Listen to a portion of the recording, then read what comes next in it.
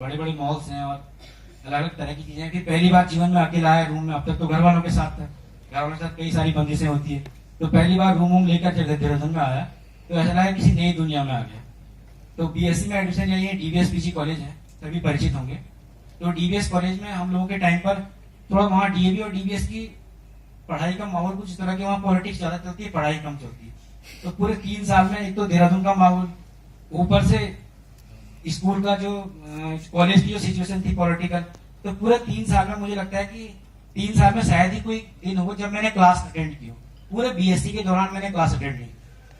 तो अब बीएससी के फर्स्ट ईयर में मेरे 49% आए।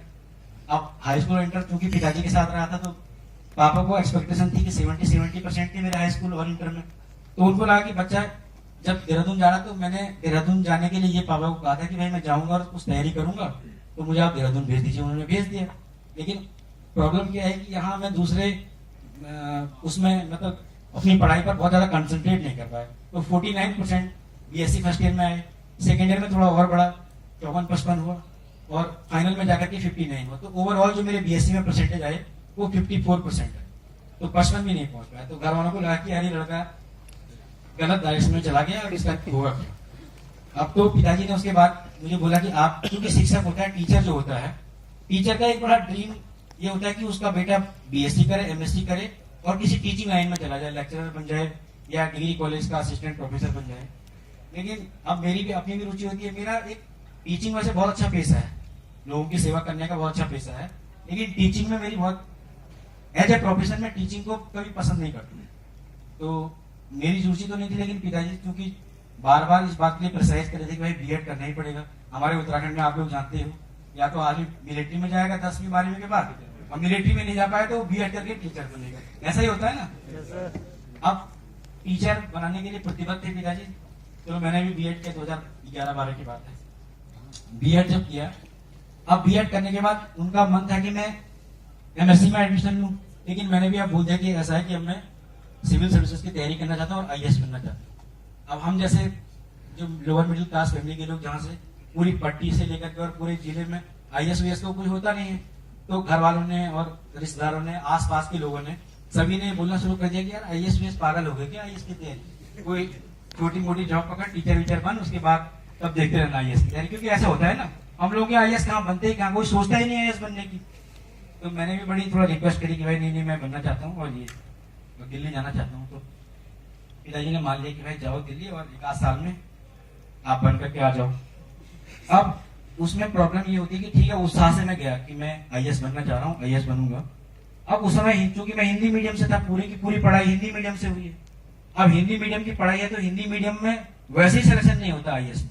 तो मुखर्जी नगर में जाओ तो मुखर्जी नगर का माहौल ये है कि भाई यार हिंदी मीडियम से पिछले कई सालों से रिजल्ट नहीं आ रहा है, ये नहीं हो रहा है, कहाँ सिलेक्शन होता है, आईएएस कहाँ बन पाए। तो एक वैसे ही प्रेशर। लेकिन चूंकि उत्साह जब होता है तो आदमी को लगता है कि यार मैं कर लूंगा। तो 2012 में पहला अटेम्प्ट किया। अब पहला अटेम्प्ट दिया तो अब मुझे लगा कि मैं इस अटेम्प्ट में क्वालिफाई कर लूंगा, फाइनल कर लूंगा। तो 2012 में हुआ क्या, प्री दिया, होना क्या था उसमें, तैयारी उतनी अच्छी थी, मुझे प्रीलिम्स में ही बाहर हो गया। अब प्रीलिम्स में ही बाहर हो गया तो फिर पूछना शुरू करते हैं लोग, परिवार दोस्त वाले कि भाई हाँ भाई क्या हुआ। तो मैंने कहा प्रीलिम्स फेल हो गया। अब जब एक बार तुम फेल कर जाओ तो लोगों को लगता है कि भाई ये इसके अंदर पोटेंशियल नहीं है, अभी 3 फेजेज है, कहाँ तक क्वालिफाई कर पाएगा। तो मैंने पिताजी को किसी तरह माताजी के माध्यम से कन्विंस किया, मम्मी के माध्यम से, कि यार थोड़ा पिताजी को समझाओ कि बन जाएगा, अगले साल बन जाएगा। तो अगले साल की तैयारी में जुट गया। तो 2013 में मैंने सबको ये आश्वासन दिया कि भाई मेरा 13 में तो होना ही है, कोई बात नहीं। अभी कई एग्जाम्पल ढूंढने लगता है आदमी, यार वो भी तो था, वो उसका पहली बार में प्री नहीं हुआ, दूसरी बार में उसने इतनी रैंक ला दी। एग्जाम्पल्स उसको किसी भी तरह के एग्जाम्पल मिल जाएंगे, है ना। तो ऐसे एग्जाम्पल खोज के लोगों को कन्विंस किया, घर वालों को कन्विंस किया। तो 13 में भी मौका मिला। अब 13 में दिया तो इस साल मुझे लगा कि मैं पास कर जाऊंगा, मैं इस बार आईएएस बन जाऊंगा। घर वालों को भी लगा चलो किसी न किसी स्टेज में तो पहुंचेगा, मेंस तक, इंटरव्यू तक। अब हुआ क्या कि 13 में थोड़ा तैयारी मेरी अच्छी थी, लेकिन 13 में भी प्रीलिम्स नहीं हुआ। अब 13 के जब प्री नहीं हुआ तो उसके बाद बड़ी जवाब देना बड़ा मुश्किल हो जाता है। तो लोग पूछने लगे, घर वाले पूछने लगे भाई कि हाँ डीएम साहब क्या आना, कब रिजल्ट आ गया। ऐसे ही होता है प्राय, रिजल्ट आ गया तो कैसा रहा, प्री तो हो ही गया होगा, फिर बड़ी निराशा होती है। तो उसके बाद कई दोस्त लोग यहाँ और कैसे हैं आईएएस भाई, आप तो बनिए कई स्कूल कॉलेज के फ्रेंड, कई सारे फ्रेंड्स होते हैं, कई तरह के सटायर मारते हैं, कमेंट मारते हैं।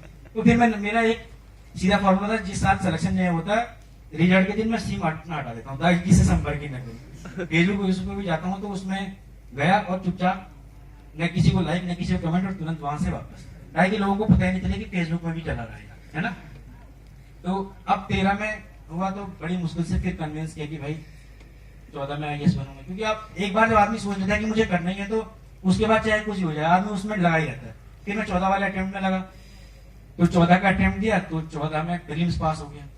अब प्री का जब रिजल्ट आया तो खुशी खुशी सबको घर वालों को, हाँ प्री पास हो गया, इस बार होना ही है सिलेक्शन, और आप बिल्कुल मेंस के लिए मुझे कोई डिस्टर्ब नहीं करेगा, ऐसा होता ही है तैयारी। अब मेंस की तैयारी शुरू की 14 में, तो पहली बार तैयारी कर रहा था तो लगा कि जो है IAS इस बार बन ही जाऊंगा। मेंस दिया, मेंस देने के बाद मेंस का रिजल्ट आता है मार्च तक, तो मार्च तक तो मेरा अच्छा रहा, क्योंकि वो तब तक लोगों को उम्मीद थी, घर वालों को उम्मीद थी कि हो सकता है क्या पता हो ही जाए। लेकिन मार्च में रिजल्ट आया तो फिर वही हाल हो गए कि भाई, फिर घर वालों ने बोला कि हाँ कैसे हैं साहब, DM साहब, इंटरव्यू तो दे ही रहे होंगे। अब इंटरव्यू क्या देंगे, उसमें मेंस में फेल हो गए, जवाब देना फिर एक बहुत बड़ा चैलेंज बन गई, कैसे जवाब दिया जाए, क्या करूं। खुद पर भी प्रश्न लगता है कभी कभी आदमी को। देखो होता क्या है ना जीवन में, कई बार अगर आपके आसपास जो आपके दोस्त हैं, अगर वो लोग आपको सपोर्ट नहीं करते तो फिर अपने आप मनोबल बनाए रखना बड़ा मुश्किल होता है। लेकिन अब मैंने भी एक सोच ही रहता कि यार चाहे कुछ भी हो, कुछ ज्वाइन नहीं करना, ना कहीं जाना है, कोई जॉब नहीं करनी है, करना है तो IAS ही करना है। ठीक है, स्टेट पीसीएस में देता रहता था, स्टेट पीसीएस वगैरह में तो हुआ भी है, तो स्टेट पीसीएस में देता रहता था, लेकिन सपना था कि मैं IAS बनूं। 15 वाला अटेम्प्ट दिया साहब, अब लोगों को पूरा विश्वास हो गया कि इसका नहीं होगा क्योंकि 3 अटेम्प्ट में जिसका मेंस हो रहा है ना, लोगों को विश्वास हो गया। फिर क्योंकि टीचिंग कम्युनिटी में होता क्या है कि आसपास टीचर के पापा के जो लोग दोस्त लोग होते हैं और भी लोग होते हैं, वो भी ये बोलते हैं यार कहाँ कुछ और कर ले, खाली समय बर्बाद कर रहा है। पिताजी को भी जवाब देना मुश्किल हो रहा है कि बच्चा कर क्या रहा है भाई दिल्ली में, जवाब देना मुश्किल हो जाता है ना। तो फिर 2015 वाला अटेम्प्ट आया, तो 2015 का जब अटेम्प्ट आया तो उस वाले अटेम्प्ट में प्रीलिम्स पास हुआ, मेंस पास हुआ और इंटरव्यू तक पहुंचा। तो अब जब आदमी इंटरव्यू तक जाता है तो उसको लगता है कि यार 100% होगा सिलेक्शन। तो मैंने पहले ही सब जगह बोल दिया कि भाई इस बार जो है पूरी तैयारी रखिए आप, और पूरे जश्न के साथ इस बार स्वागत होगा मेरा जब मैं घर में रहूंगा, आप लोग पूरी तैयारी करके रखिए। लेकिन इंटरव्यू का रिजल्ट आया तो इंटरव्यू के रिजल्ट में उसके आगे इंटरव्यू में कम नंबर आया तो परिणाम ये हुआ कि मैं इंटरव्यू में बाहर हो गया। मतलब फाइनली मेंस प्लस इंटरव्यू का नंबर जोड़ करके नहीं आ पाया मेरा। अब 2016 का जब रिजल्ट आया, 2016 का जब एग्जाम था, अब एक तो 4 अटेम्प्ट में आपका सिलेक्शन नहीं हुआ, उसके बाद आपके ऊपर इतना प्रेशर होता है 5वें अटेम्प्ट में, क्योंकि अगला लास्ट होता है फिर छठा, तो 5वां अटेम्प्ट बड़ा क्रूशियल होता है, तो बहुत प्रेशर हो जाता है आदमी को। लेकिन इसके बावजूद में हिम्मत नहीं आ रहा, मैंने सोचा चल देख लेता हूँ, अब तो करना है तो यही करना, नहीं तो फिर इसके बाद कुछ और काम देखेंगे अपने यहाँ से अलग, जहां भी जाकर कुछ और काम देखेंगे। तो 2016 वाला अटेम्प्ट दिया तो प्री पास हुआ, मेंस पास हुआ, इंटरव्यू पास हुआ, तो उसके बाद मेरी 88 रैंक आ गई और प्रॉपर IAS में इस बार। तो कहने का मतलब ये है कि 4 अटेम्प्ट तक मेरा सिलेक्शन नहीं हुआ IAS में, और 5वें अटेम्प्ट में 88 रैंक पर हो गई। तो कहने का मतलब ये है, मैं आपको केवल ये इसलिए बता रहा था कि देखो होता क्या कि हमारे यहाँ ऐसा नोशन है हमारे उत्तराखंड में, पहाड़ में, कि यार IAS कहाँ बनते हैं हम जैसे लोग वाले, ऊपर से हिंदी मीडियम, ऊपर से मैं कभी जीवन में स्कॉलर नहीं रहा, पहली बार तैयारी IAS की जीवन में, तो एक बहुत बड़ा प्रश्न चिन्ह लगता है कि यार IAS नहीं बनते हम जैसे फैमिली के लोग, हम जैसे जो पृष्ठभूमि के लोग होते हैं।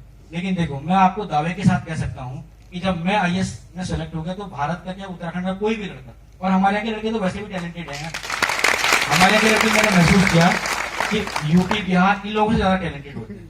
आप आजमा के देख लेना, मैंने बहुत आजमाया क्योंकि मैं दिल्ली में रहा हूँ ना, तो माइंड से बहुत तेज होते हैं, माइंड हम लोगों का तेज होता है। तो आप लोग अगर अब मुझे 5 अटेम्प्ट इसलिए लगी क्योंकि कभी जीवन में कुछ पढ़ा ही नहीं, पढ़ाई सीधे IAS की करी, मतलब पढ़ाई ही जीवन में IAS की हुई। हाई स्कूल में समझ रहे हो, इंटर कॉलेज में कैसी पढ़ाई, एक कॉपी लेकर के आदमी 5वें पीरियड में गायब, ऐसे ही होता है इंटर कॉलेज में। अब BSc में यहाँ क्लास नहीं पढ़ी, 54% आया, उसके बाद तैयारी सीधे IAS की, तो IAS की तैयारी करोगे तो टाइम तो लगेगा ना, तो इसलिए मैं कह रहा हूँ माइंड तेज होता है हम लोगों का, थोड़ा सा सिलेबस समझने में, अंडरस्टैंड करने में, एग्जाम के नेचर को समझने में। तो आप लोग बिना किसी झिझक के आराम से तैयारी करो, लोगों से थोड़ा सा इसके लिए क्या चाहिए, आपके अंदर फर्म डिटर्मिनेशन चाहिए। लोग बोलते हैं यार नहीं होगा, पहले ये जॉब ले लो, ठीक है जॉब लेना बहुत अच्छी बात है, जो ले सकता है, लेकिन मुझे लगता है कि जॉब के साथ में तैयारी नहीं कर सकता। तो आप लोग बिल्कुल बिना किसी हिचक के तैयारी कीजिए, मेरा पूरा सहयोग आप लोगों के साथ हमेशा रहेगा, ठीक है। एक चीज। अब दूसरी बात, लोगों को एक बड़ा डाउट होता है कि यार हिंदी मीडियम और इंग्लिश मीडियम होता है ना। हिंदी मीडियम वालों को तो ये लगता है यार हिंदी मीडियम में आईएएस होता भी है कि नहीं होता है। मैं विशुद्ध हिंदी मीडियम का स्टूडेंट हूँ, इंग्लिश मीडियम में मैंने कभी पढ़ाई नहीं की। जब भी मैंने आईएएस की भी तैयारी की तो लोग बोलते हैं यार इंग्लिश मीडियम में हिंदू पढ़ो या ये पढ़ो वो पढ़ो, मैंने नहीं पढ़ा। मैं उसको पढ़ने की कोशिश करता था लेकिन टाइम उसमें बहुत लगता था। तो आप लोग हिंदी का न्यूज़पेपर पढ़िए, 2 न्यूज़पेपर पढ़िए, हिंदी के मैटर्स को पढ़िए। आप तो इतना अच्छा चीज हो गई कि इंटरनेट का जमाना है, तमाम सारी चीजें इंटरनेट में हिंदी में अवेलेबल है। अनेक राज्यसभा टीवी, लोकसभा टीवी के चैनल यूट्यूब में आते हैं, उनको देखो आराम से, उससे आपका काम आसानी से हो जाएगा, ठीक है। और तीसरी इंपॉर्टेंट बात क्या है कि लोग बोलते हैं कि क्या, मुझसे कई सारे लड़के क्वेश्चन पूछते हैं कि यार मैं इस बैकग्राउंड का हूँ, बीटेक बैकग्राउंड का हूँ या मैं साइंस का हूँ, मैं ये ऑप्शन ले सकता हूँ। तो यूपीएससी की ये अच्छी बात है कि आपने कुछ भी पढ़ाई की हो, कहीं पढ़ा हो, आपने बीटेक किया हो, बीएससी किया हो, बीए किया हो, आप कोई भी ऑप्शन ले सकते हो। मैंने हिस्ट्री लिया, बीएससी किया, हाई स्कूल और इंटर तक मैंने हाई स्कूल तक किया। हाई स्कूल तक हिस्ट्री पढ़ा था। हाई स्कूल में कैसी हिस्ट्री, लास्ट दिन सामाजिक विज्ञान का एक पेपर होता है, वो लास्ट दिन पढ़ता है, क्योंकि पूरे साल भर जो भी पढ़ता है वो विज्ञान और गणित ही पढ़ता रहता है ना, या थोड़ा बहुत इंग्लिश पढ़ लेगा। सामाजिक विज्ञान तो लास्ट दिन पढ़ता है, टीपू सुल्तान वगैरह जो उस समय होते थे, है ना। अब उसके बाद इंटर में साइंस से किया, बीएससी साइंस से किया, तो उसके बाद मैंने हिस्ट्री लिया। वो तो धन्यवाद है मणिकांत सर का कि मैं जो है हिस्ट्री से मुझे अच्छी समझ शुरुआत में मिल गई, इसलिए मैं हिस्ट्री में। ठीक है सर, थैंक यू सर, आने के लिए धन्यवाद, धन्यवाद सर। बहुत इन लोगों को जाने देते हैं ना।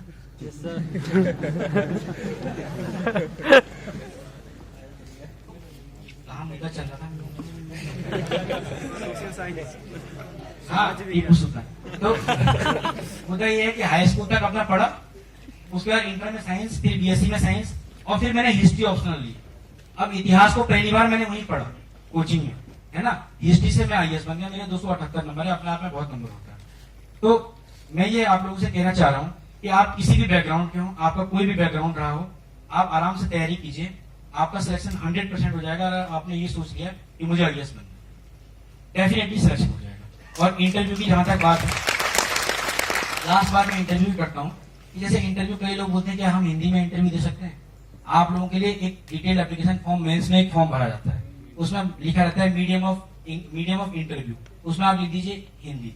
तो आपसे अब जो नई गवर्नमेंट है, नई गवर्नमेंट बहुत प्रमोट कर रही है हिंदी मीडियम, उसमें हिंदी मीडियम में नंबर बहुत सारे आते हैं। मेंस में इस साल बहुत नंबर है हिंदी वाले। इंटरव्यू में वो पैनलिस्ट ऐसा बैठेंगे जिनको हिंदी बोलनी बहुत अच्छी आती है, तो आप आराम से हिंदी में बोलिए, कोई आपको रोकने वाला नहीं है। उनके लिए बाध्यकारी है कि वो हिंदी में बोलेंगे, अंग्रेजी में बोलना उनके लिए अलाउड नहीं, ठीक है। और अगर बोल भी देता कोई तो वहाँ इंटरप्रेटर बैठा रहता है, इतनी तो अंग्रेजी समझ में आ ही जाती है ना, ये थोड़ा समझ सके, बोल भले ही न सके लेकिन समझ तो सकते हैं उसको, आप अपनी भाषा में उसको बोल सकते हैं, ठीक है।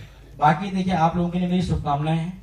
कभी भी किसी को कोई परेशानी हो, वो मुझसे संपर्क कर सकता है फेसबुक पे, या मेरा जीमेल अकाउंट है satihem1990@gmail.com। आप आराम से बेहिचक होकर मुझसे बात कीजिए, मैं आपके सारी